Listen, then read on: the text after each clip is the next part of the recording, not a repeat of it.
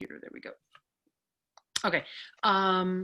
What are skill-to-skill relationships relative to magnitude? Last week, we started talking a little bit about how we might tie or how we might interrelate skills so that we have a better opportunity to regulate the magnitude through more of the phases of the turn. We could even speak about detractors of skill-to-skill relationships, and then looking at some situational application, high-end, low-end, groomed versus terrain. I think we also have to consider equipment differences as well. So if that is kind of an overview of an area of some areas that we can work within, is there specific footage that you guys would like to play around with today from our RMT Summer Gang footage that would be interesting to use as we look at and consider regulation of magnitude?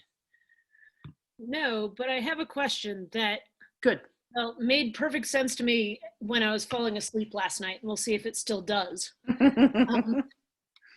So if we're thinking about magnitude being like where it starts to take the skier in a new direction, or the ski tracks forward in an arc, why, how do I say this? Why?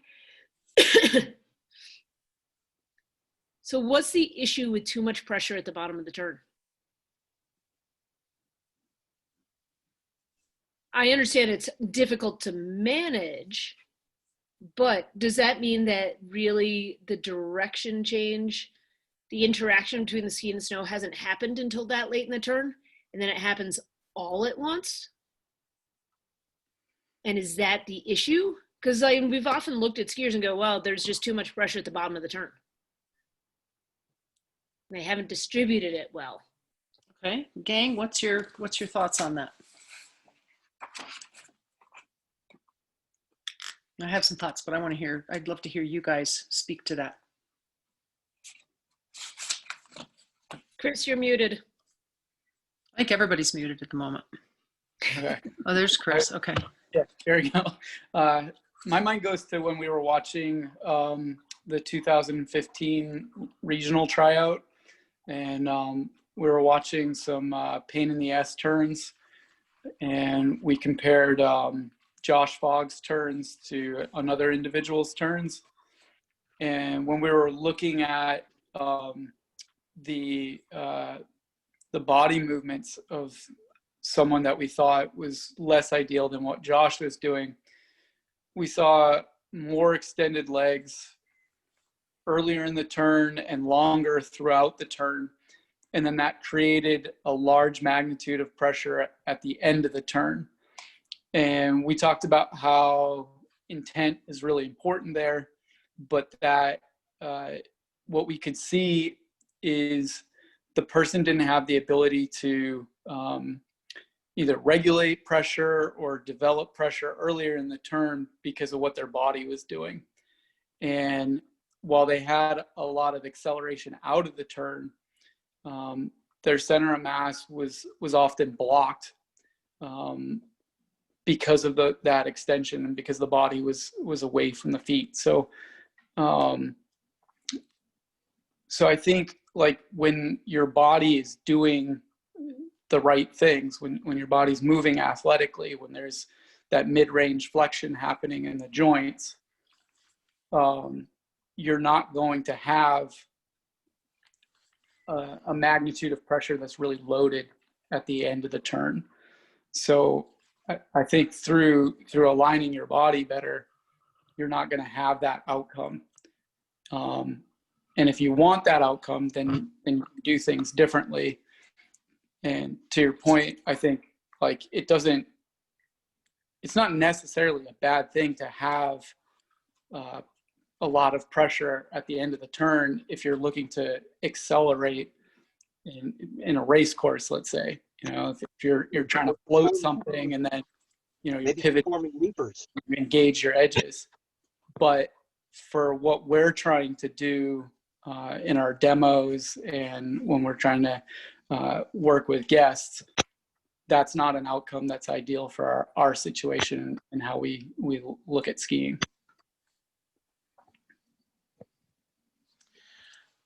I don't know. So think of it this way. If what we consider to be the magnitude or the amount of pressure that we feel, pressure is what we feel. It's the force over area, and that if in a situation like Kate is talking about, where we watch somebody and we say, wow, all of the pressure is building on the ski in a very short period of time, and it's all at the end of the turn. Okay, so if that force is always acting in a centripetal manner, center seeking, then as the skier crosses the fall line and starts to come through the finish of the turn, is not that force pushing the skier up the hill and deaccelerating the skier? Isn't it just a slowing force? And is it as productive as moving the opportunity for the force to be changing the skier's direction more while they're in the fall line? See, so it's not, you're right, it's not that it's bad, it is what it is. And when all of the force happens after the fall line in a very short period of time, the skier has fewer options about what to do with that force. It's maybe not as productive in changing their overall direction. It's more just a slowing, and it's more of a, really their only options at that point are to release it versus to allow it to change their trajectory as effectively as when it's used higher in the arc. Does that make sense, you guys? Yeah, I think that ties back in with what you were talking about last week with alignment. And you're talking about alignment at the top of the turn. But it also applies to what's happening at the end of the turn. And if we look at like the skill to skill relationship, if someone's skiing into separation and they're directing a lot of pressure to that outside ski, and they have a high magnitude of pressure on the outside ski, then they've also got like a lot of force from the snow that's interacting on their base of support. And that can help the body cross over really quickly if you want to. Like, it doesn't necessarily mean that you're going to be blocked and pushed uphill. Well, what it's doing is it's slowing their base of support relative to the trajectory of their center of mass, if and only if they're undoing their inclination and their edge angle. Well, not necessarily their edge angle, but their inclination. If they're staying inclined, if they're keeping their center of mass way inside the turn so that the force is pushing against them, it's in no way facilitating a crossover or a release of the ski. Does that make sense? So yes, you could maintain the edge angle, you could maintain the magnitude through the finish of the turn, as long as you are, because you can use lower body angulation to do that, as long as you're allowing your inclination to take your body, undoing your inclination so that the inertia on your center of mass is realigning laterally and moving your body over the hill. So yeah, I think what's important to look at here, you guys, is it's not, and this is where it's really important as trainers. Could you imagine, taking a group out of, say, level 2 and saying, hey, let's play around with this idea that there is always going to be certain amounts of pressure, and what's it going to do to us? First of all, what is it? What does it feel like? And what does it do to our skis? And as you start allowing your body to cross over or to go with the inertia pulling on it, it's actually taking your body out of, to some degree, it could potentially be taking it out of that line of force and releasing the pressure. Would you say that crab walks and crab walk variations is a good way to highlight that? Like, whether you're doing a crab walk where your center of mass is traveling more across the hill, or if your center of mass is just tracking straight down and the feet are just coming up underneath you, that's a way to teach that outcome?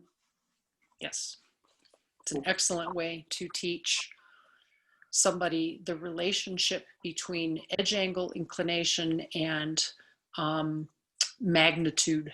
And as long as they keep length and strength in their downhill leg, which is maintaining a certain degree of inclination. Okay, that it's a slowing force, you know, against the skier, but also taking them across the hill because of the trajectory of the ski, of the base of support, and that it's the releasing of that edge. A lot of people think it's the relaxing of the leg, that it's letting go of pressure. It's like, no, it's the releasing of the edge that's allowing the trajectory of the body to move over the ski as the trajectory of the ski moves under the body. Yeah, that's a great way to play with those two variations. Kate, come back. Let's come back to you in the question that you posed. It's not saying yeah, good, no, bad. It's just saying that if a skier waits and doesn't load the ski or does not align themselves with the ski so that so that there is some pressure building earlier in the turn, if they're waiting to the finish of the turn, then they're limiting their options.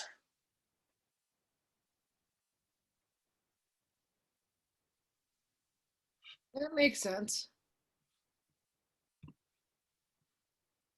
You know, and I think that anytime you guys are watching peer level skiing, I think that that's a really, really good approach to be working with, is this skier is limiting their options versus, oh no, they're doing it all wrong.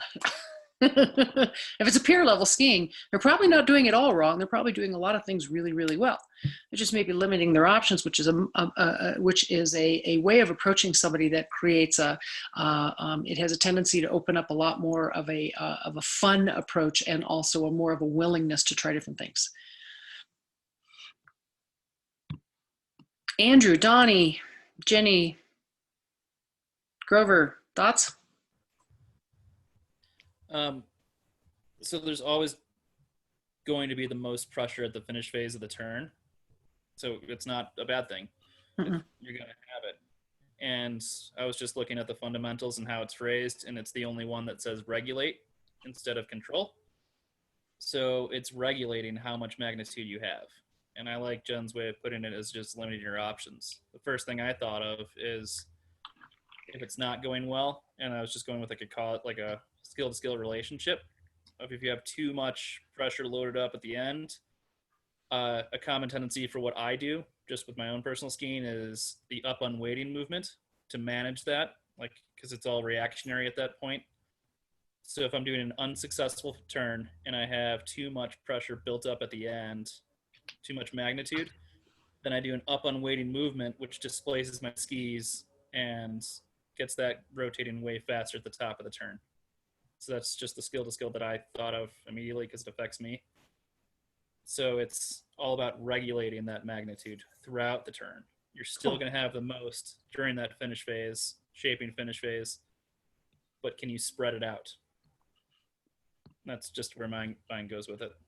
Cool. So not bad. It's just how are you dealing with it? Right, and I like that what you brought up is not only is it limiting how you might release it, but it's limiting potentially what then is going to happen in the next phase, how you're going to start the next turn.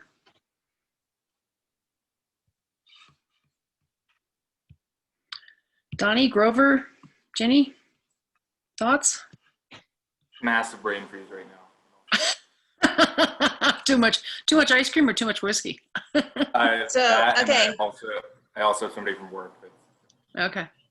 So I missed last week, but I've been kind of looking into this magnitude thing and how to, since we're going to be dealing with probably an introduction at level 1, definitely dealing with it at level 2, kind of dealing with it all along, not just kind of wait till level 3 and then go, wow, now I got to talk about this thing. Kind of an easy way to do it, to discuss magnitude. And so, of course, I Googled, and I got this really horrible looking, scary equation. But then as I looked at it, and it was in a forum, one of the guys said, magnitude is just a really long word for how much and for how long. And then Donnie, last night when we were doing a little MA study group, came out with this little mantra, how much, how long, how far, that I really, really liked. So in that, how much, how long, how far, that brings a lot of dirt into the magnitude, because, and you guys probably already watched it, it was one of Jen's videos in bumps. This guy, it's not that the movement pattern is wrong, it's just that that the timing of it is affecting all of the skills, and it comes out in the form of magnitude is the best way to talk about it. Okay, we connected it to each and every skill and fundamental, and it all, when we got to magnitude, it was like, well, yeah, we just discussed all of that inside of each of the fundamentals when we were discussing the skier. So that's just kind of where I'm at on it. And I would like to see that skier with you guys to see what you guys think on what descriptions are coming out. Okay.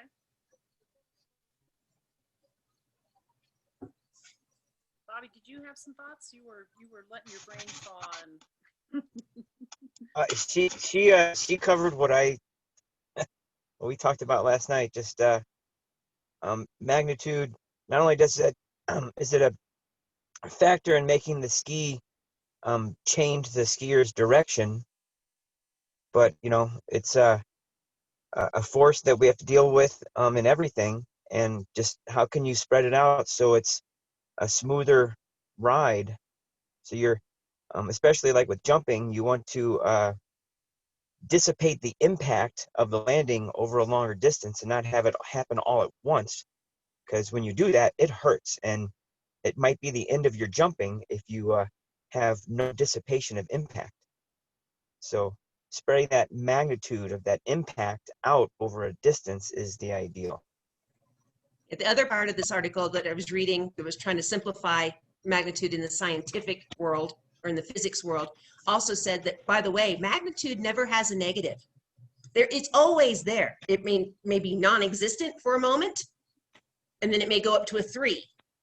But it's always from 0 to 1, 2, 3. And I kind of liked that analogy because we can put that into the phases of the turn. How much do we have at phase 1, being the initiation? How much do we have at phase 2? And how much do we have at phase 3? Knowing that in phase 3 is always probably going to be the most, but if we can get it, it doesn't have to be all at once over that shorter distance, okay, to make it smoother, to make it less herky-jerky.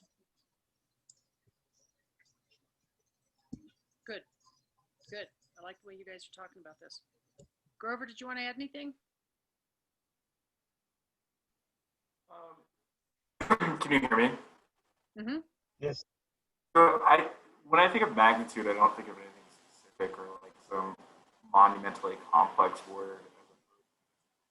Thinking of it kind of like a catch-all in my mind for the degree to which we tactics. Obviously, I haven't given this too much thought recently, but I mean, it's the degree of your input.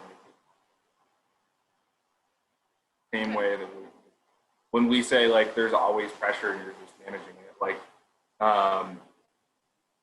just like Jenny just said, like there's always magnitude and you're always managing it. Positive, it's just this constant force. Right. I don't really have much more than that. And I don't have any more than that. Perfect. I had a thought real quick. When how magnitude relates to changing the skier's direction, there's enough magnitude, and combined with critical edge angle, to change the skier's direction. So it's that's when the magnitude really starts to build. When you can really start to spread it out, if you can make that happen earlier. That's all. Cool. So I got an idea here. You guys pull up your YouTube page. There's a set of footage here that I would love to use in the RMT Summer Gang. For some reason, it's not letting me copy the link. Maybe it will. But I would like to suggest that we look at stem Christies, stem turns. But we're going to look at them through, I just threw it in the chat. Hopefully that will go right to that footage. I think it would be very fascinating and very revealing to look at these turns through the lens of regulation of magnitude, and then you can make it relative to edge angle, you can make it relative to some degree foot to foot pressure and maybe alignment, although I would suggest more along the lines of rotational separation and angular separation. That would be more relative to rotary and edging. So pull up that footage, and then as soon as everybody has that pulled up, what I would like to suggest is let it play through. It's a couple minutes long. Let it play through. And I think there are 8 skiers in here or so. And I want you to make note of which skier you think uses a skill-to-skill relationship in a way that creates the most effective regulation of magnitude throughout the entire turn.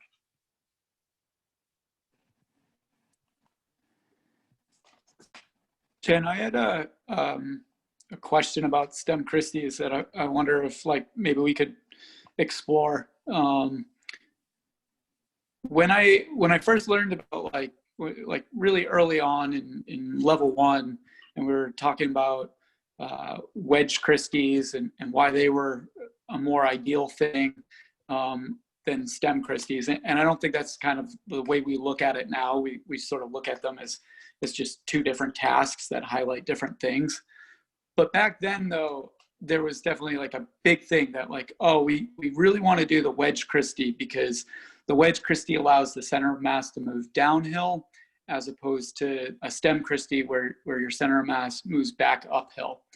And one of the things I kind of don't get so much about that is you can do a stem Christie where you're rotationally separated and pressure's on that downhill ski and your body's tipping or like we were saying, undoing the inclination. And then you load that new outside ski just later in the turn. And I was sort of wondering if like, is that just like not how you do a stem Christie? And that's why people sort of went away from that being like a really cool maneuver? Or, was there something else to that? Like the idea of how you move from foot to foot and when pressure is actually changed in the turn and how to use that task in a way that allows people to still move downhill. Those are all things that I just became curious as I was playing with it. Like you, well, I think because we can always change, like we don't have final forms. We can always change a task. So I was like, well, why didn't we just change the task to have the pressure load later in the turn as the body's toppling downhill? And like, well, why would that not be a thing? You're bringing up about 3 or 4 really, really important characteristics, and I think are really important things. And a couple of them have to do with looking at this. There are people who make a sequential, a stem and then a transfer and then a release or a retrieval of the downhill ski that isn't really a stem Christie. But if we're working with, say, a level 1 candidate, we may have a tendency, there may be, I'm not going to say we may have, I'm going to say there may be a tendency to oversimplify things and tell them that it's all about moving down the hill, which I think is a really difficult concept for people to understand and yet still ski accurately. So I think resolving that is going to be helpful and important, and that there is an historical relevance to this turn that once upon a time, it was a way of doing things that we can easily do with our equipment now without making this type of a turn, that we needed this turn to be able to ski accurately. And so now we can use this turn to really understand some skill to skill relationships and ski performance in the turn that much more accurately give us the experience of how to move with our equipment than move down the hill. So I know that was like 4 or 5 kind of conceptual things. Set those aside for a minute and go back to the task of watching all of the skiers, with the idea of, in your mind, finding the skier whom you think best uses a skill-to-skill relationship in a way that best regulates the magnitude of pressure in this low force, highly dynamic, but low force turn. I don't know if you guys can see down there, but that's like a bald eagle that just landed on that waterfront, which I think is kind of cool. He's just walking. Shiny walking object. Very cool. Yeah. Sorry. That is very cool. So Chris, I think we'll answer all those questions as we look through this. Yeah, that's what I thought would kind of naturally evolve. So let me know when you guys have had a chance to look at each of the skiers. Is the first skier the one in the khaki and black top with the hood over? Yeah, I think so. Yes. Yes, Okay, with the hood over. Yep.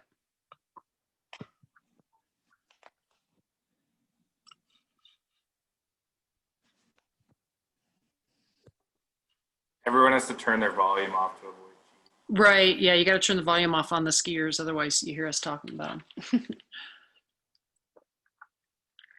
It's interesting at another time.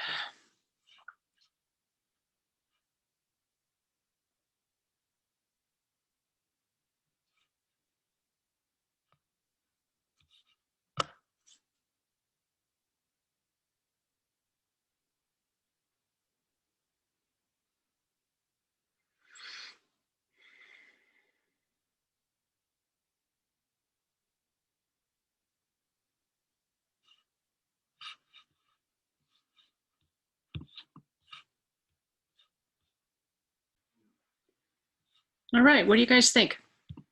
Get a chance to look at each of them?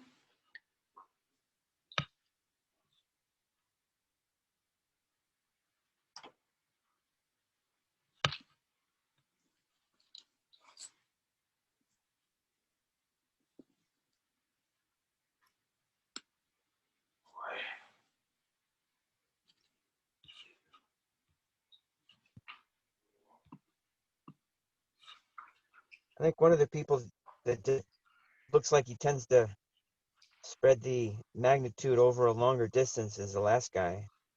Okay, so skier number 8 in the kind of the royal blue over black. Okay. And what is it that everybody, Yeah, go ahead. well, everybody else, there seems to be, or for most everybody else, it has to do with their speed too. Okay. They slow down a bunch in the belly of the turn, and then they kind of are, before their skis point down the hill, and then they really speed up from the shaping through the bottom through the finish there, and the magnitude seems to happen all at once. Like pressure. Okay. Is a move. Yeah. So what is in a turn like this that is low, kind of a low force turn? What would you say is the goal of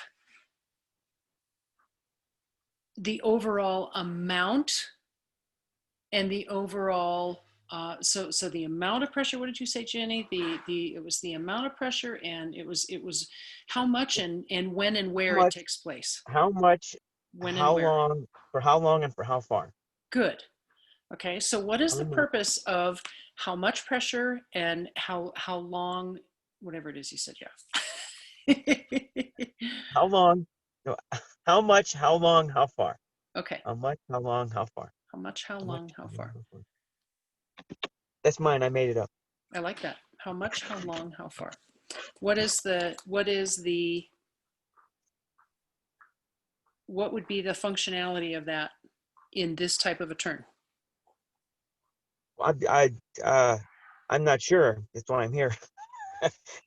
um, but the thing that I saw was that some people, you know, it was relative to speed too, but you could see it's kind of like they were light, heavy.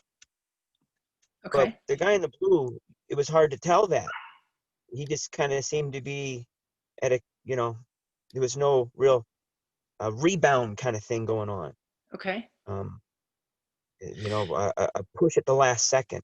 It just seemed to kind of flow and connect. So let's go to the middle of your three describers. How much, how long, how far? Let's go to the how long.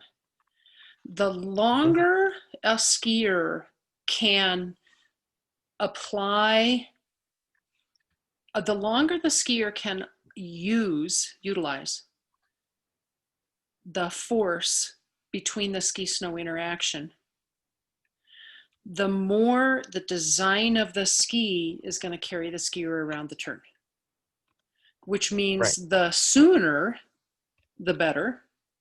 Okay. And can the skier, so there's two things that I'm looking for. How soon can the skier create adequate ski-snow interaction by turning it and tipping it and aligning their center of mass with it so that the inertia from the center of mass seeking outward, the centripetal from the ski seeking inward, when those two things align to the degree that the ski starts carrying the skier through a round arc, how early can that happen? And can the skier do that in a way that doesn't disrupt from the magnitude of the old turn? In other words, is there a flow of magnitude from turn to turn? And I agree with you, Donnie. I think one of the skiers that does that very well is the last skier in the royal blue over black. And then there's another skier in the middle. Green guy. Yeah. Yeah, the Yeah. yellow over yellow. Yes. Yes. The guy that is not necessarily the yellow over the yellow. So look at the two. There's one that's green over green and one that's green over black. Because one of those has a smoother transition, and therefore, you know, it's can a skier keep the magnitude, keep the design of the ski, keep the functionality going so that the turn stays round and has an arc? And can they keep one arc going while they're setting up and handing off, if you will, the roll of one ski to the other, the arc to the arc, the magnitude to the magnitude in a very sequential manner to the new outside ski? Versus those who, whatever it is that they're doing to try to set up the new ski to stem it, they're losing the functionality of the old ski. The ski straightens out and they speed up, I think is what is going on that you were seeing there, Donnie. Are we talking about the one with the yellow helmet? About timestamp Well, there's For him. there's two. There's one guy in all yellow and then the guy after him who is yellow over black. So let's with look the at, yellow helmet. yeah, let's compare and contrast those two because they both ski it pretty well. I think one of them does it a little better than the other. The guy that's in the all, to me it's green, you guys. Okay, green. Chartreuse. Chartreuse. But the guy in the all that one color, he to me looks like he has a more consistent magnitude, but there are times where he looks like he traverses a little bit in the middle of it. And at what point in his turn, so watch a couple of his turns, and in which phase is there, in what phase does it seem like the outside ski is really taking over the turn? And is he aligning himself with his outside ski? Is it above the fall line or in the fall line? After the fall line. It's a little later. Yeah, it's like in the finish. He finally gets moved over there. He's inside for the majority because he's inclining. So what is it about the way that he is stemming the ski that is moving his center of mass more over the inside ski, and the transfer or the alignment with the outside ski happens a little later?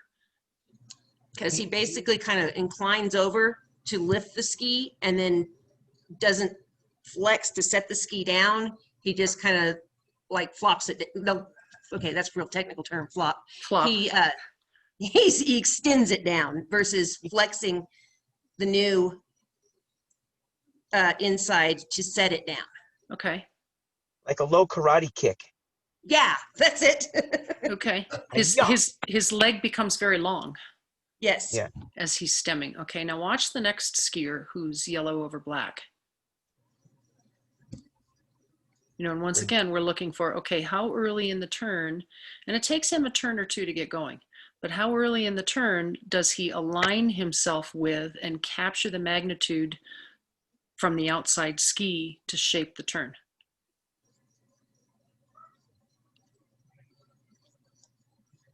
It starts just above It's above the fall line. the fall line. Yeah. A little earlier, isn't it? Almost Yeah. as soon as he puts it down. Okay. Yeah, and he's flexing it down, so it's a smoother transition. He's starting to move his center of mass over it earlier How versus just long, setting it down on the ground. exactly, how long is his leg when that ski has enough edge angle to engage with the snow that he can then align his center of mass with it, especially in the couple above the camera? It's not as long as the previous skier. So he captures the magnitude longer or over a longer distance.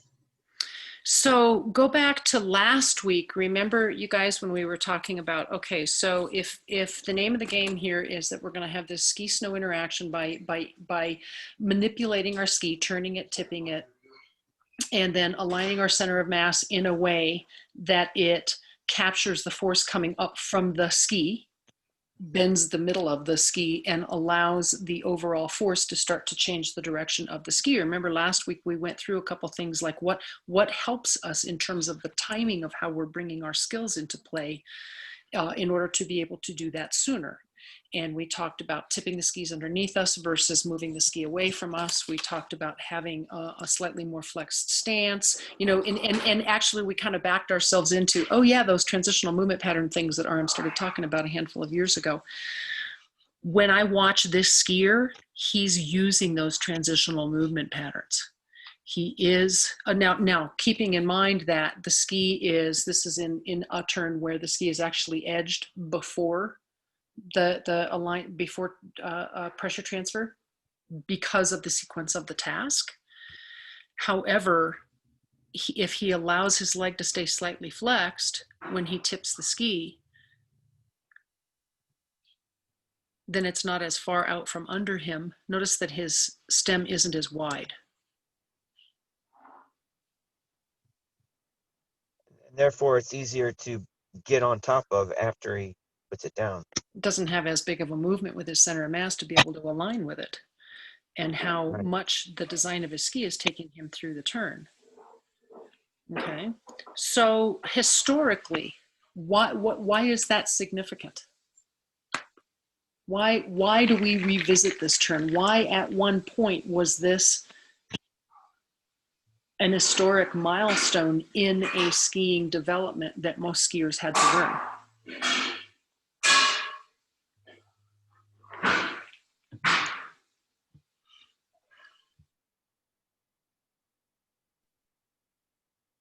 Because they were suddenly standing over the outside ski? Why was it so important for them to get that feedback, that feeling from the snow of being able to stand over the outside ski, stand against the outside ski in a way that the ski started carrying them through the turn, high in the turn, ideally above the fall line? Why did a stem, why were they required to use a stem in order to do that? And I'm stabbing in the dark here. Does it have something to do with the fact that they were straight and not shaped? We didn't have the technology, and so to get it on that edge, you could step on it to go to it earlier to get that edging going on. It's not even as much that we had to step on it, it's that we had to take the ski and we had to turn it across our direction of travel so that there would be a force that would start pushing back up against us because there was no side cut in the skis. And it was long, very stiff, heavy skis. It was no side cut, and it was also very low leather boots with very little lateral control. I was going there. I was going Yep. to say that. There you go. There you go. Right. And so it was a progression between, say, a wedge turn and then a parallel, so that they could start to feel, and the skis had to be unweighted. There was a lot more unweighting once upon a time. So now, fast forward to where we are now, skis that have side cut, skis that don't need to be unweighted, skis, boots that have, tremendous lateral support. Why is it a valuable task to play around with and to understand? Well, versatility for one, that goes a long way. And sometimes these moves that we look at as negative things have a place somewhere else, especially when it comes to survival. Yes, and it's not just the fact that the ski is stemmed and that there's a sequence. What is it? Just like we were seeing in the skier, in the chartreuse over black skier. What is the thing that he did so very well that allowed him to have a high degree of functionality in this task? What skill to skill relationships are we looking to develop an understanding of? He directed pressure to the outside ski sooner in the turn by using lower body movements, whether lower body tipping sooner. Even though the ski was being taken out from underneath of his body. He was controlling his center of mass more efficiently through flexion and extension movements versus and lower body angulation to control the edging of it so that ski could bend earlier,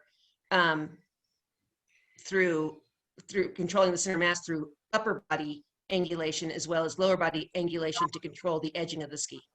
Good. So Donnie, to your point, yes, he did have to stem the ski away from him, but he stemmed it less than some of the other skiers because there are those who will use their whole leg and put the ski very far out from under them, and it takes a longer transition to get their center mass aligned with the force coming up from the ski, and the ski starts to shape the turn later. Okay, that's the last guy that we watched. It's not that he's doing it wrong. It's that he's not maybe quite as accurate as the green over black skier. And the green over black skier is using lower leg tipping. When he stems the ski, he's using lower leg tipping to stem the ski. So therefore he doesn't need as big a stem. He's not taking his base of support, moving it as far away. So it's not as big of an adjustment. Okay. Something else I noticed, the guy in the solid color, when he steps that foot out, the foot that he's standing on, that ski is flat. Whereas the guy with the green and the two-tone guy, when he steps off the ski, it's actually a little more edged. So in other words, the fellow with the green over black, he's maintaining his upper body angulation with his old turn until the new ski is ready to start to accept force, and then he just aligns his center mass to it. It's just a very small move. He's balanced here, and then he's balanced there. It's just a small movement. That's the discipline piece of it. Yep. That other guy's got actually extra moves in there because he's on an edge. Then he, to step that ski over, he flattens it out and then brings it back up. Mm-hmm. So he's got this double move in his transition, doesn't he? Mm-hmm. So yes. I've been playing with this plumb bob thing kind of concept to kind of see or help people see where center mass is actually falling, because if you stop motion, center mass is where your body weight would fall to the ground. And the guy in all yellow, if you put a plumb bob out of his mouth straight like a ski pole or something, because he's so inclined and he stays over there so long because he has to make such a big move, he's on the inside ski more longer, and it's flat longer. And then he has to do this big move right at the end, the total finish of the turn, to get over there and actually get that new outside ski or get his center of mass back over where it needs to be. And if you look at the guy with the yellow and white, if you take the same plumb bob, it's over or the yellow and black, sorry. It's over that new outside ski as he's setting it down. It's already there. Yep, it's a good example of two different skiers. And what I would suggest is the three that we looked at, the green over the green over black, and then the last one, which is the royal blue over black. I would suggest, if you go back through and listen to the audio, I would imagine that the talk going on among the examiners is that all three of those actually did the task well. That for each of them, it might have been a little bit about interpretation.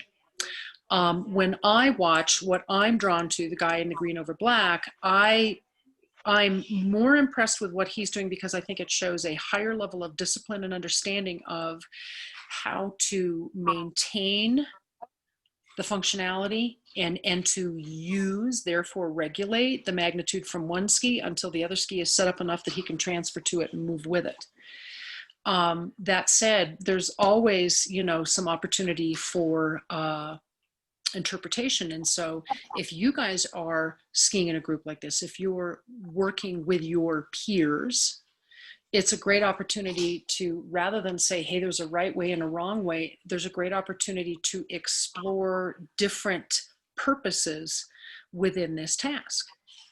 Okay, it's, okay, so let's not just look at rotational separation. Let's not just look at angular separation for edging.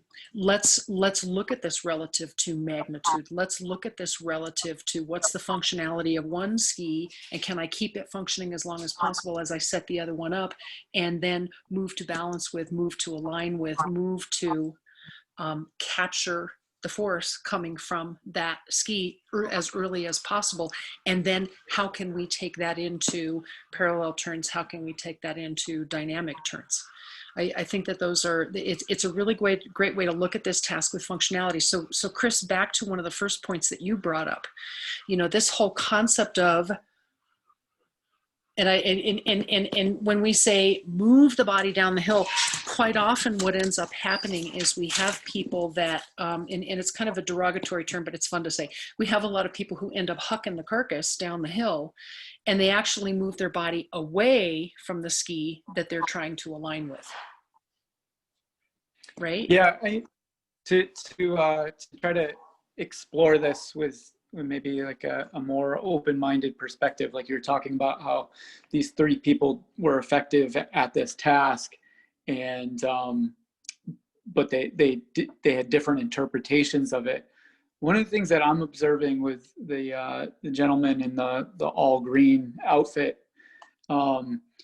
is that you could make a case that he skis into more separation on his downhill foot. Like his body has, his pelvis and his feet are traveling in different directions. And so what I'm kind of seeing in this from maybe a more open-minded perspective is like, while he doesn't have the same lower leg tipping earlier in the turn, he's demonstrating a lot of movements that make it like a cross under movement pattern effective. Like he's able to soften that leg very well. And I bet you if you threw a white pass turn at him, he'd be pretty effective at that. He'd be able to move over that ski really well. And so he's highlighting more inclination at the start of the turn. And then the load is coming to, the magnitude of pressure is coming later in the turn. But I see that as a valid, like I see that as something that, like in contemporary skiing, as we use more two-legged movements, as we use more cross under movements, like that's a really effective movement pattern that he's showing there.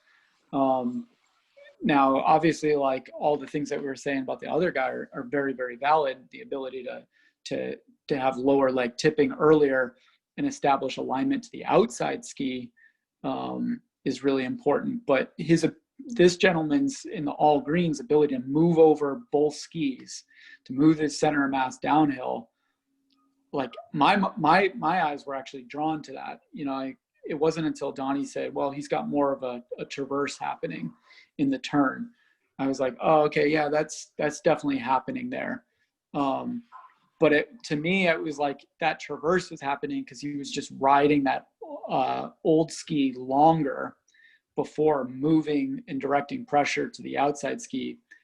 But that's setting up his body in some good ways, like rather than being too vertical with the outside ski. Like he's dynamic skiing, he's probably going to be more dynamic because he's able to create they both ski. What's interesting is, and I don't know that we'll do it here, but what you guys might do is go back and forth between some of the movement patterns you see in the stem Christies and say some of the short radius turns and see, which skier moves with his skis more and which skier moves to more of a place of inclination and lets the skis come back to him.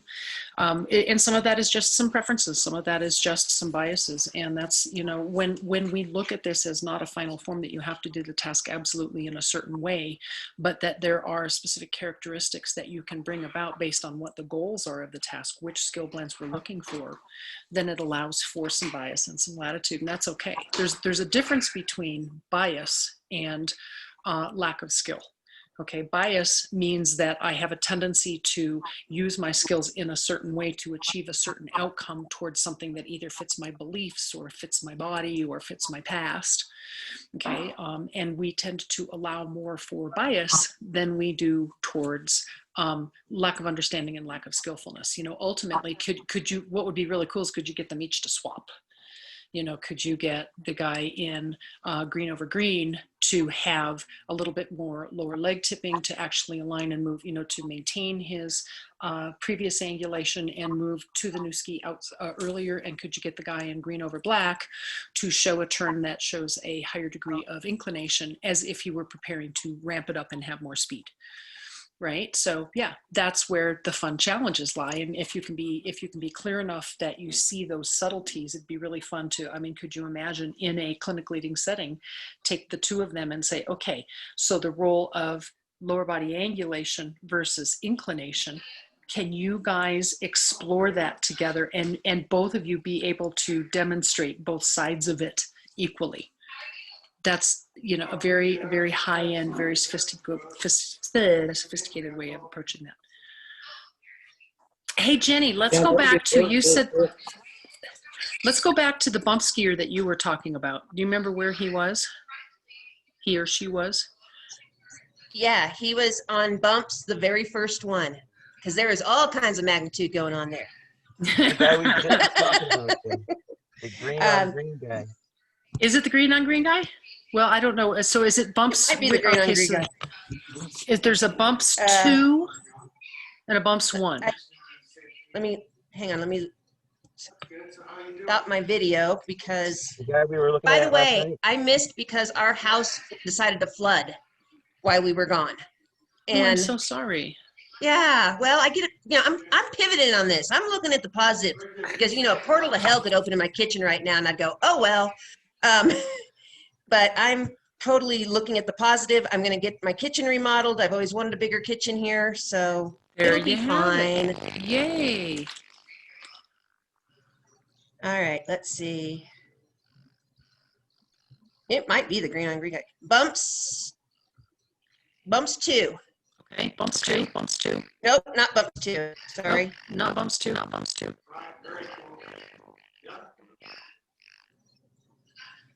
Bumps 1? Must be bumps 1. Why am I not finding it again, though? I don't know. Where is bumps 1? Here, I will. Okay, it's an RMT Summer Gang meeting. Is it here? Here's bumps 1. I just posted in the chat. See if that works. It's not bumps 2. Because he's green on green for sure. Your video is unavailable. Private. All right, let me see if I can. I just pulled it up. It was out of Jen's videos for last night. So. Do you want to? Would you paste? Can you paste that? Paste the link into the chat.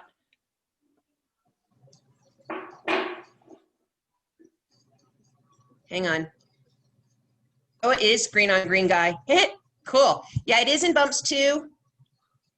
See if you can, because you can get at it, maybe you can post the link there in a way that everybody else can get at it for some reason. For some reason, it's the same sphere. Takes me for, I'm in it. okay. The first person's Dennis, and he's getting rocked. Oh, yep. Yeah. But he's having a grand old time going down there. That doesn't seem to be what we were playing last night. Oh, ooh.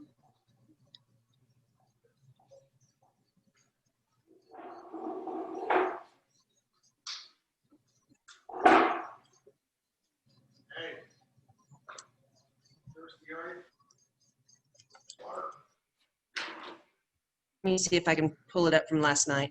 Okay, sorry.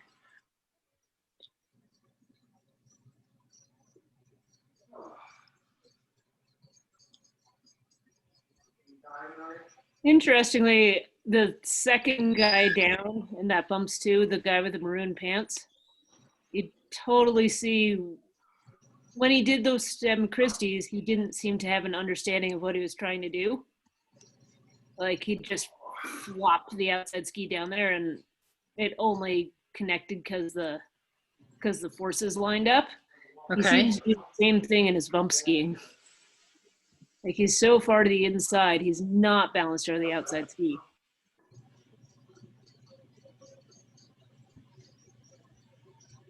Let me see, make sure. You're in bumps too, right, Kate? Okay.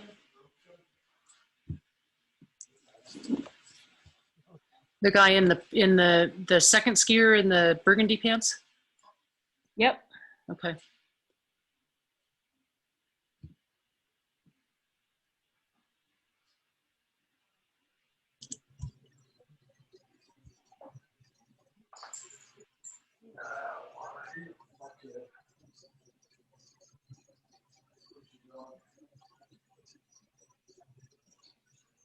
Oh, Yeah, they all come pretty fast in this one. Bumps too. Oh, that's right. Bumps too. Yeah. Remember, that was kind of more Like, a ski by. We didn't look at everybody. Huh? What was the task? Because everyone. Well, Jenny had a skier that earlier that she was saying, you mean what was the task that we were skiing or? Yeah, I'm like, what do you guys even, like, I'm so distracted by so many people. Okay, so what we did is bumps 1 is when we looked at everybody skiing for the first time in the bumps. Then in bumps 2, Jonathan asked everybody to control their speed more through turn shaping, as if they were actually wanting to slow it down a little bit and create more turn shape and you know, a little bit less direct, as if they were, I'm pretty sure he said as if they had a you know, like a level 2 group behind them or a student behind them. And he let the group ski fairly kind of, you know, he said after each person gets 4 or 5 turns in, the next person go. So we can just kind of see, it was more, how would you change? What would your interpretation be? So that might be why you're seeing some of the differences that you're seeing in each of the skiers in terms of their line.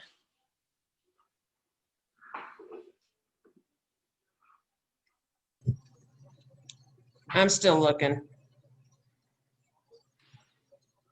So here's a thought while Jenny's looking and while we're getting ready to watch this group, go back to that idea of a stem Christie, where the ski is displaced, it's moved out from under the skier, but it's that fine balance, that fine tuning of displacing the ski, stemming the ski enough that you start to get ski snow interaction without displacing the ski so far that it takes away from the ability to finish the other turn, and it leaves you so much on the inside ski There he is. that your pressure isn't developed to the outside ski until very late.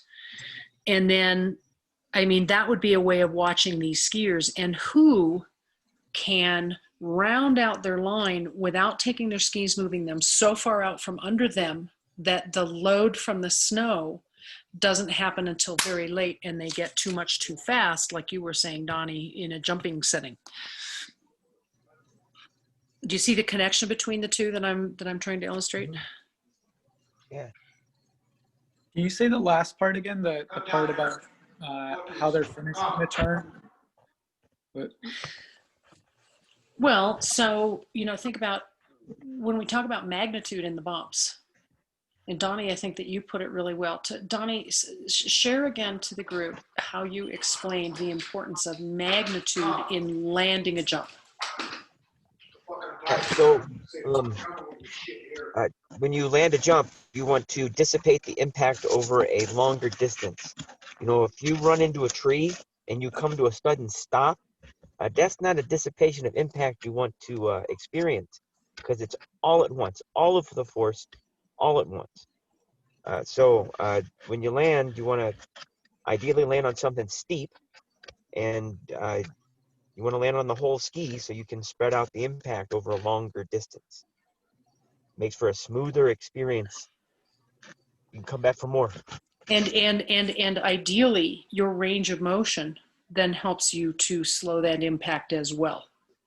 The timing in all of the the edge of the skis being tilted just right, your fore and aft, landing on both feet as opposed to one, and then flexing appropriately to help dissipate that impact over a longer distance. Okay, so when we ski in the bumps, if force is always centripetal, then that means through the finish of the turn, the force coming from the snow is generally uphill, and it's potentially slowing our base of support relative to the travel of our center of mass. And so rather than having that happen all at once, wham, stopping our base of support, if our base of support can slow gradually, then that's spreading the magnitude over a longer period of time. And that requires a skier that's more moving with their skis than a skier who has moved their base of support out from under them and doesn't allow the ski to load until very late. That's, Chris, what I was trying to. I get that on one hand, but Get you to then look at. also doesn't the path of the feet is a longer path than the path of the body in the center of mass. So in that context, like, don't the feet have to speed up in order to come back underneath the body? Well, they always do, absolutely. And the path of the feet will always have a path that's outside the path of the body, because the body always has to be slightly inside.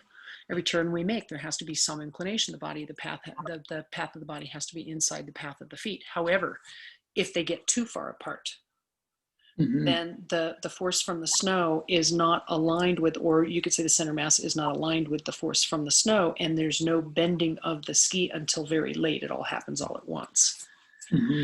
And so, this illusion that if we want to ski an outside line, that it's just about moving our feet out from under us. It's not that you can't do that. It's that the skis are going to speed up very rapidly because they're light. There isn't as much bend and force early in the turn. Okay, the longer the pressure phase, the slower the skis. Okay, which is why in racing they want the shortest pressure phase as possible, but they want it as high in the turn as possible. Okay, right. And that's not all that different from, say, skiing in the bumps. And so quite often you get people in the bumps, and when you tell them to round the line out, they stick their feet out from under them, versus do they move with their skis as their skis track in a longer line. Okay. But it sounds like I found it. It's in the chat. Oh, okay. It's the very first skier in that clip. Okay. So let's go back to Jenny's request, and we can come back to this footage anytime and look at it.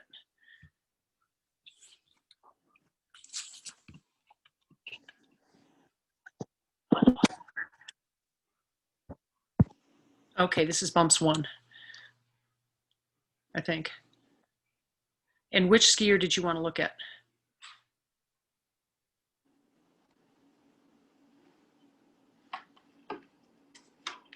Jenny. Sorry, I was on mute.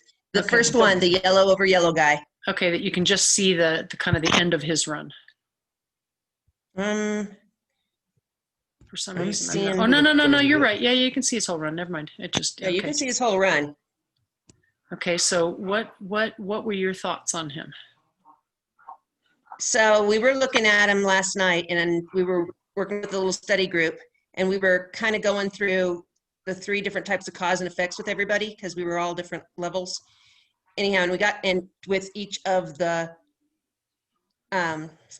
fundamentals, and we got to with the same skier so that we could start drawing some skill to skill relationships. And when we got to magnitude, it was really cool because as we were all describing it, I mean, even the description of magnitude with what Donnie came up with, and the fact that it's either 0 or 1 through 3, you know, it's always some or none at all, but it never goes negative. This guy goes through it in all extremes. But the skill to skill relationships we saw were really working out when it came to magnitude, because when we were dealing with foot to foot, we noticed that towards the finish of the shaping into the finish of the turn, he was inside. We could actually literally see his outside ski kind of laterally displace.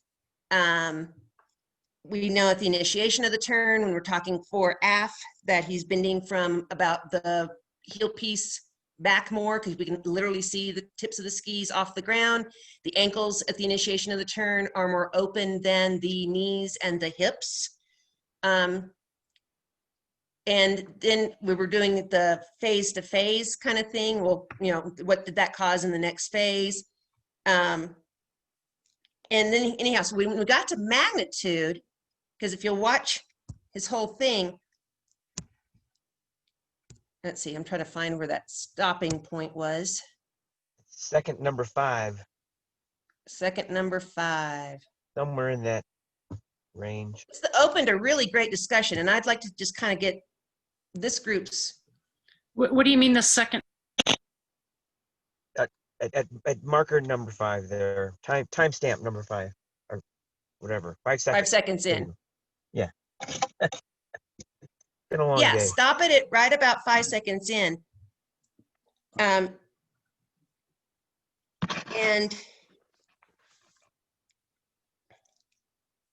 you can see he's, let's see, let me do the little,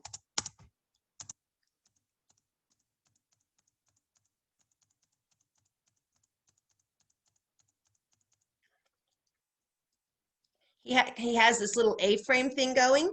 His new, because that's the initiation of the turn, his new outside ski is, when we're talking foot to foot, is bent more than his new outside ski is bent more. His inside ski, I'm sorry, his inside ski at the finish of the turn is bent more, and he's having to do kind of a big hip move, kind of an up and over move to get over for the initiation. And so I guess my question is, when we started talking about magnitude, because it was kind of a timing of this guy, the movement pattern's there, but I feel that the timing is off. And so him being able to manage the magnitude, because the magnitude hits really hard at certain points and then not at all at other points. He's limiting his options. Let's put it that way. He's limiting his options with the timing of it. And if he would just, with the timing of this movement pattern, I guess is how I'd like to say that. I'd like to hear everyone else's opinions on this. What would you have him do differently? Okay, so for me,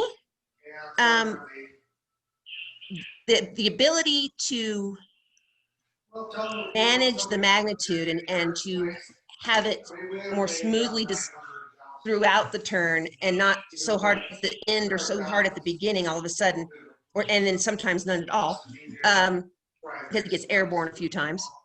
I kind of related that to when I was prioritizing skills foot to foot for me, because I felt that the timing at the initiation of the turn and managing the pressure and the magnitude. He was kind of rushing the front of that turn, and that was limiting his options when it came to managing the magnitude of pressure in general. Because he was not, because his skis were not tipped or were not tipping at the same rate and were kind of a sequential movement, and the foot to foot was causing that lateral displacement of that outside ski to an edge. If we could change the timing of controlling his center of mass moving to the inside earlier, or starting to move towards the new outside ski earlier, would help him out a lot and give him a whole lot more options. And some of the things I would do with him, because if this was that 20-minute run and I had to deal with it right there and then, I would try to go extra slow motion and do some outside ski turns where literally the timing of it at the initiation, I'd want him to, we're going into finish, into initiation, I'd want him to literally almost stall out, then pick up, then start to do the outside ski turn, and by lowering the ski down to start the turn versus going with just the heavy inclination movement that he's doing to change edges.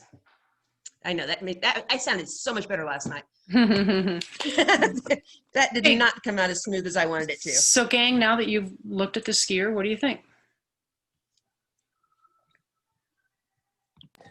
I don't see everything that she's saying, but I feel like, to me, it might be a fore aft thing.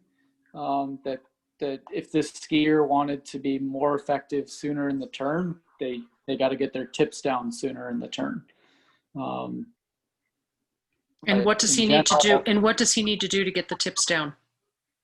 I mean, he could close his knees in a way that moves his hip, his heels more towards his hip. He could extend the knees a little bit more and bring his whole mass forward. And which of those would actually pressure the whole ski versus just touch race? Because you can keep the torso kind of upright or back up the hill. You can manipulate your ankles, knees, hip, et cetera, so that you can get tip contact, but not necessarily bending the ski from the middle. Okay. Yeah, I feel like it's a combination of the two. So like as he's over coming over the crest of that bump, the center of the ski to the tail of the ski is engaged by the snow. It's touching the snow, and he needs to just like very simply get that front part of the ski to be engaging in the snow. And then that's going to be a combination of moving his whole mass forward and sliding his base of support back. Okay. And he's going to use ankle, knee, hip, and spine movements to make that happen. Okay.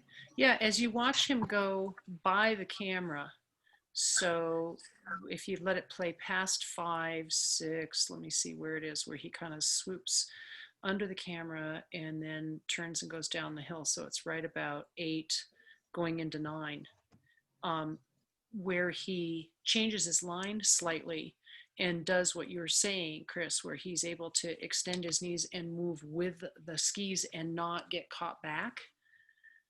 The ski snow interaction starts to happen earlier, and he gets more magnitude, more pressure from the snow earlier in the turn.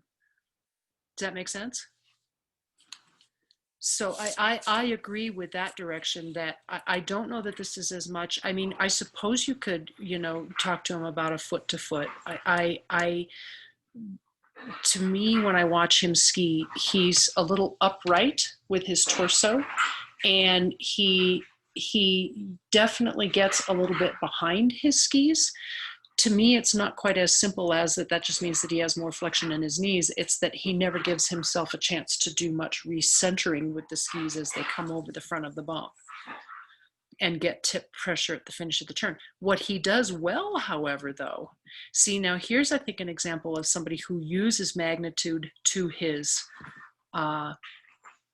I think he uses the magnitude well, and especially like where you brought it out there in 5, at second 5, 6, is that he's when somebody is skiing in the bumps and they have a tendency to get left behind, well, as the skis turn underneath him, quite often that means that behind will also result in slightly more inside ski pressure. And what he does as he comes into that bump, and you see him definitely have a little bit of a convergence, a little bit of a lower A-frame, but he uses the bump to slow the skis down. In other words, the skis slow down on the bump, and he's able to, as that happens, retain enough upper lower body separation, both rotationally and angularly, that he can regain pressure to his outside ski, let the bump ski underneath him, and keep going, right? Does that make sense, you guys? Yes. Does this, if you can see this, does this have any, oh, dang, it went away. Hang on a second. Does this have anything to do with what's going on? You can see my, are his poles a little long? I don't. Oh, you're muted. Sometimes you're muted. predictable, Sorry. Tony. I think potentially his poles are a little long. He also skis with a very flexed overall stance. You know, you don't see him really stretch and realign kind of rotationally and fore aft with the skis as much as potentially he could. He uses the poles more in a bit of a blocking, you know, stop the feet, block the center from crossing over the skis too fast, just catch up with them. And that's just kind of a stylistic thing. It's kind of the way he skis. I mean, if you think about it, it's kind of the way he was skiing in the stem turns as well. It was very flexed. It wasn't as much aligned along the length of the skis. Jenny, did that kind of come back to what you were asking about, talking about? Yeah, so what we were doing last night is, because this is a new group that just got started as a study group for MA. And so we were just going along to make sure that everyone was understanding ski, body to ski cause and effect, phase to phase cause and effect. And then we were touching on skill to skill. And so what we did is we went through this guy with what are the skis doing? What is the body doing to cause the skis to do that? All right, and just in one fundamental. So we went through all of them. So we did each and every one of them on them. So by the time we got to magnitude, it was kind of like an aha moment for everyone going, well, I could have gone with any of these skills because they're all affecting the magnitude in certain ways. And so that's kind of why we got into that conversation of there's no right or wrong answer as long as what's happening is actually happening. And we're not doing error detection. Everything is connected to everything. Okay.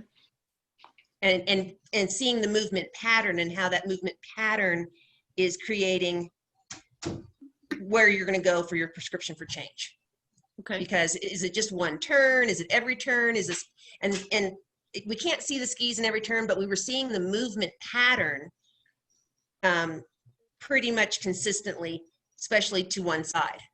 So it was just, when we got to magnitude, because me working with people on magnitude is new for me too, because I'm as uncomfortable with it as everyone else, just in how, you know, when I'm working with a level 2 person as well as a level 3 person, in getting them to understand that it's the ski, the snow interaction, the how much, how long, and how far. And then when we got to magnitude on this guy, we went to even to the point where he leaves the ground, but we saw the same pattern in the other skills, as far as ski to body performance. So anyhow, that was just, I was curious because we were playing with that idea, and it really brought magnitude home to me, at least kind of gave me an aha. The other thing is that conversation that you just had with Chris about, do we pull the feet back or move the body over? It's actually a combination of both. That's going to give them that split second hair of time and more options at the initiation of the turn. Yeah, if you look at it relative to magnitude, if the goal is to spread the load of the ski further up the turn, then just getting the tips down isn't maybe as effective as, or isn't the whole picture as much as making sure that you're getting the skier aligned over the skis earlier in the turn. And that might Yeah. require him to change his line slightly, change his movement pattern slightly. Okay. I, All right. I like what you were saying though, Jen, about that he's actively trying to put his tips into the bump so that can regulate his speed through the turn. Like he's opening up his body in a way to allow that impact to happen, and then that's how he's catching up with his skis. Like there's that's definitely like something he's doing by design. Right, and it goes back to one of you was saying earlier. It's not controlling the magnitude. It's not avoiding the magnitude. It's regulating it. In other words, if that pressure coming from the ski-snow interaction has a slowing force to it, it can work to our advantage, and it's there at the end of every turn. And that's a lot different than telling somebody, pull your feet up to you and absorb all of that pressure, which actually is going to make your skis accelerate. We actually want that pressure to push our feet up to us and slow us down. And I think he demonstrates that very well there. Cool. So let's do this. We're at about 5:30. We've been at it hard for an hour and a half. I can see brains are getting tired. And so let's go ahead and put some closure on today's session. And, I'd love to hear you share back to the group, each of you, just, what's one thing you're taking away from today? And maybe we'll dive back in our next session, right back into the magnitude. It seems like we're getting clearer and clearer with it, and look at more bump skiers, or go back and forth between a low end task and a high end task. And what are some similarities and functionality we're seeing there? Because what would be really cool is if you guys got to the point where you'd say, oh my God, there's this thing you could do in a stem turn that you could then take into the bumps, and it really shows you how to move with the skis when you're rounding out the turn or whatever it is. Yeah. So what are you taking away from today? I laughed at that one, Jen, because Jim a bunch of years ago had us do crab walks in the bumps. So same thing. He's like, you think I'm joking, don't you? Very much so. Very much so. Hard to do, right? Little bumps maybe, but hard to do. But holy moly, what a great opportunity. I agree. Didn't we do javelin turns too Oh yeah. in the bumps? Yeah. You guys should all meet Ben Potts if you really want to find out how you can mess with yourself in bumps.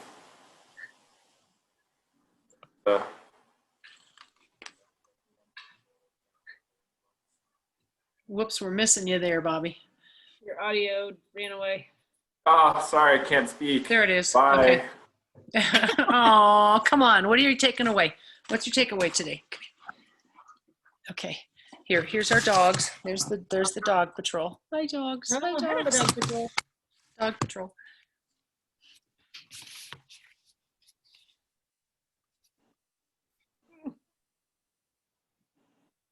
Okay.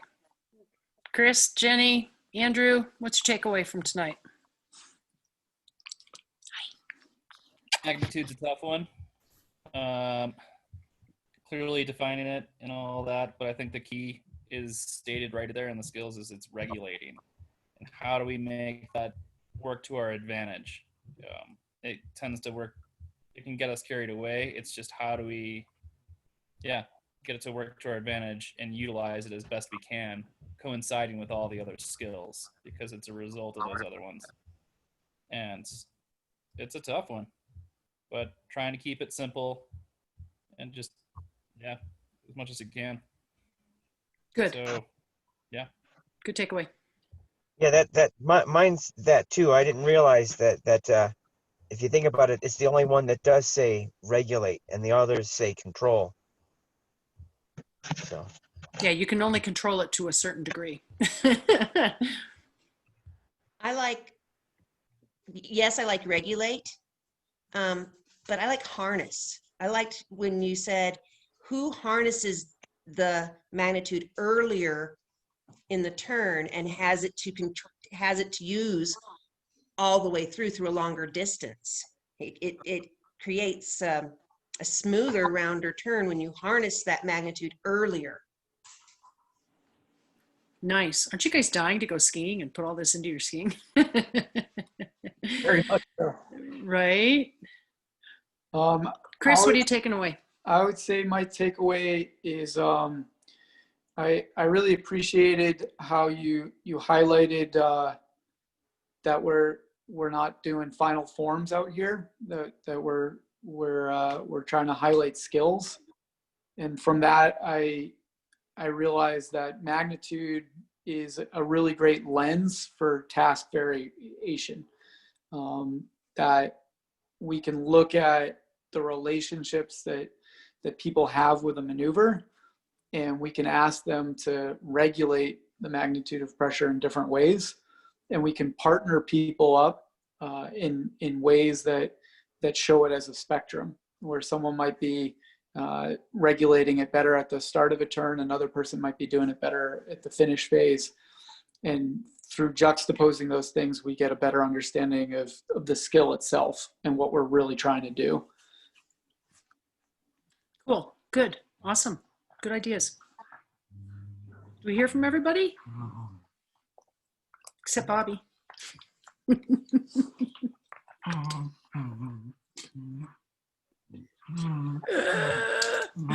I need to do more. I need to do more MA on a more consistent basis, and not have my mind worked by other. Where I can really get into. Agreed. Hey, Bobby, what's the first rule of magnitude?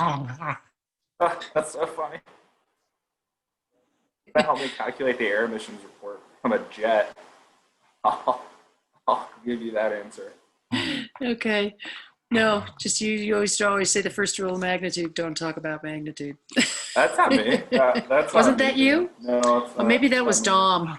That's probably Dom. It was one of the gang, and it was one of the level 3 gang anyway. All right. Good work tonight, you guys.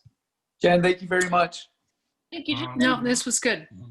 Excellent session. So we'll look at next week again and just pick it up from there. Sounds great. Thanks, Jen. Bring Okay. ice cream. Bye, everyone. Have a good night. Bring ice cream. Happy birthday, Okay. Chris. Good night, everybody. Happy Happy birthday, Chris.